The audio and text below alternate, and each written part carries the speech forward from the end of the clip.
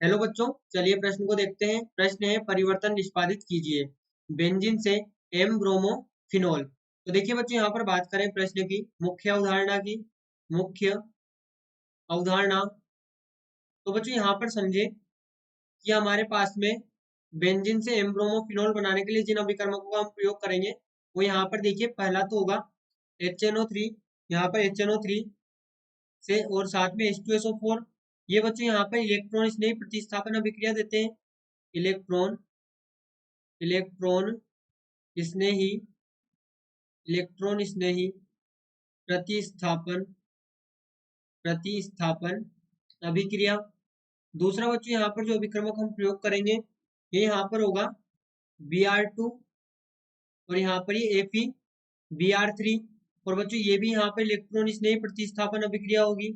ये भी यहाँ पर इलेक्ट्रॉन स्नेही प्रतिस्थापन अभिक्रिया होगी। इसके पश्चात बच्चों हम यहाँ पर करेंगे अपचयन HCl द्वारा। यहाँ पर हम करेंगे अपचयन, यहाँ पर अपचयन करेंगे। उसके पश्चात बच्चों यहाँ पर देखिए, हम डायजोनीकरण अभिक्रिया यानी कि NaNO2 प्लस HCl से NaNO2 प्लस HCl के साथ में यहाँ पर 0 से 5 डिग्री सेंटीग्रेड पर यह अभिक्रिया करेंगे, जिसे कि डाइएजोकरण कहते हैं। डाइएजोकरण अभिक्रिया डाइएजोकरण अभिक्रिया। उसके पश्चात बच्चों यहाँ पर देखिए, जो हम अभिक्रिया करेंगे वो यहाँ पर होगी जल के साथ में, H2O के साथ में गर्म करेंगे हम, जो यहाँ पर हमें डायजोकरण के पश्चात उत्पाद प्राप्त होगा। तो देखिए बच्चों, यहाँ पर बात करें अभिक्रिया की, तो ये यहाँ पर हमारे पास में इस प्रकार से संपन्न होगी। देखिए सबसे पहले हम क्या करेंगे, बेंजीन की क्रिया हम करेंगे। यहाँ पर ये हमारे पास में बेंजीन है, इसकी हम इलेक्ट्रॉन स्नेही प्रतिस्थापन अभिक्रिया करेंगे HNO3 H2SO4 की उपस्थिति में, जिससे कि बच्चों यहाँ पर हमें प्राप्त होगा नाइट्रोबेंजीन। यहाँ पर ये हमारे पास में नाइट्रोबेंजीन होगा, क्योंकि ये यहाँ पे इलेक्ट्रोफाइल अभिक्रिया होती है, नाभिक स्नेही प्रतिस्थापन अभिक्रिया। और बच्चों इसमें जो नाभिक स्नेही होता है वो यहाँ पर होता है NO2, यहाँ पर NO2 प्लस, यहाँ पर नाभिक स्नेही होता है। इसके पश्चात बच्चों नाइट्रोबेंजीन हमें प्राप्त हुआ है, इसकी हम क्रिया करते हैं Br2 Fe Br3 से। और बच्चों यहाँ पर हम जानते हैं कि जो NO2 है ये यहाँ पर -M प्रभाव दिखाता है, -M प्रभाव दिखाता है, यानी कि विसक्रियक समूह है। और विसक्रियक समूह है तो बच्चों यहाँ पर ये इलेक्ट्रॉन डेंसिटी को मेटा पोजीशन पर बढ़ाता है, ये यहाँ पर इलेक्ट्रॉन को खींचता है। अब इलेक्ट्रॉन को खींचता है तो क्या हुआ कि ऑर्थो और पेरा पोजीशन पर यहाँ पर इलेक्ट्रॉन डेंसिटी कम होगी, यानी इलेक्ट्रॉन घनत्व कम होगा, और जो मेटा पोजीशन है यहाँ पर इलेक्ट्रॉन घनत्व बढ़ेगा। तो यहाँ पर जो इलेक्ट्रोफाइल Br प्लस होगा, यहाँ पे इलेक्ट्रोफाइल होगा Br प्लस, ये बच्चों यहाँ पर क्रिया करेगा मेटा पोजीशन पर, और यहाँ पर ये मेटा पोजीशन पर इलेक्ट्रोफाइल प्रतिस्थापन अभिक्रिया दर्शा के और मेटा ब्रोमोफिनॉल का निर्माण करेगा।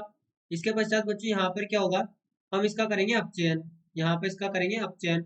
अब देखिए अपचयन नाइट्रो यौगिक का होगा, तो यहाँ पर हमें एमीन प्राप्त होगा, यहाँ पर ये एमीन हमें प्राप्त होगा। और साथ में यहाँ पर ये 6 हाइड्रोजन से प्रतिस्थापन यहाँ पर अपचयन होता है। इसके पश्चात बच्चों यहाँ पर हमें मेटा ब्रोमो एनिलीन प्राप्त होता है। और बच्चों मेटा ब्रोमो एनिलीन का हम यहाँ पर डायजोनीकरण करते हैं। देखिए यहाँ पर मेटा ब्रोमो एनिलीन का डायजोनीकरण करते हैं NaNO2 प्लस HCl से 0 से 5 डिग्री सेंटीग्रेड पर। तो बच्चों यहाँ पर हमें डायजोनीकरण उत्पाद प्राप्त होता है, यानी डायजोनियम लवण प्राप्त होता है। यहाँ पर ये N2 प्लस और Cl माइनस, और यहाँ पर ये ब्रोमीन। इसके पश्चात बच्चों यहाँ पर जब इसे जल के साथ गर्म किया जाता है, यहाँ पर इसे जब जल के साथ गर्म किया जाता है तो हमें यहाँ पर हमें प्राप्त होता है मेटा ब्रोमो फिनोल। यहाँ पर ये फिनोल लग जाएगा, यहाँ पर OH लग जाएगा, और ये ब्रोमीन। तो हमारे पास में ये ब्रोमो मेटा ब्रोमो फिनोल होगा, ये हमारे पास में मेटा ब्रोमो फिनोल होगा। अब बच्चों यहाँ पर दो अभिक्रियाएं हम देखें, जिनका दो अभिक्रियाओं का मैकेनिज्म देखें। पहला अपचयन का, यहाँ पर हम अपचयन का मैकेनिज्म देखेंगे। दूसरा बच्चों यहाँ पर हम डायजोकरण का मैकेनिज्म देखें। तो देखिए किस प्रकार से होती है।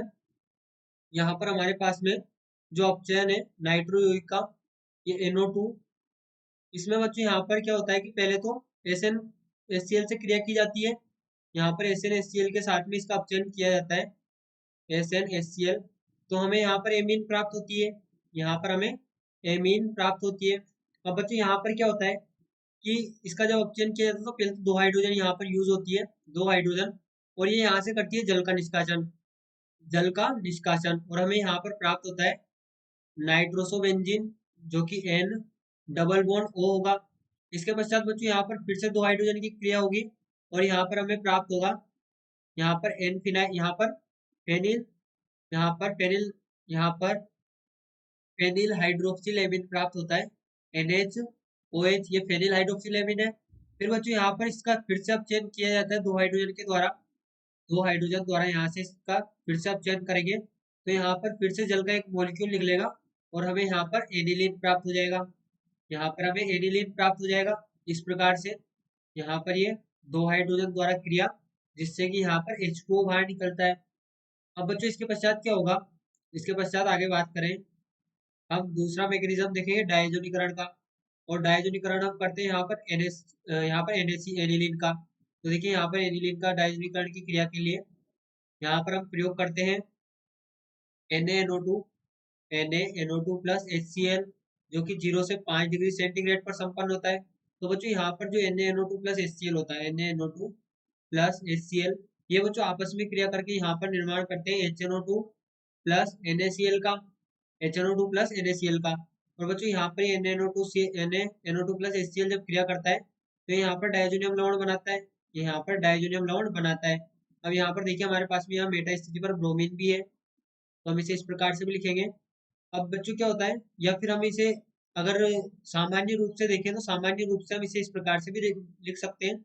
अब बच्चों यहाँ पर क्या होता है कि पहले तो HCl क्रिया करता है, यहाँ पर पहले तो HCl क्रिया करता है और HCl यहाँ पे क्रिया करके यहाँ पर HCl क्रिया करेगा और हमें यहाँ पर प्राप्त होगा, देखिए इस प्रकार से, जब ये नाइट्रोजन अपने लोन पेयर यहाँ पर जो H प्लस है, यहाँ पर ये H प्लस है, इस H प्लस को डोनेट करेगा तो यहाँ पर हमें प्राप्त होगा NH3 प्लस और Cl माइनस।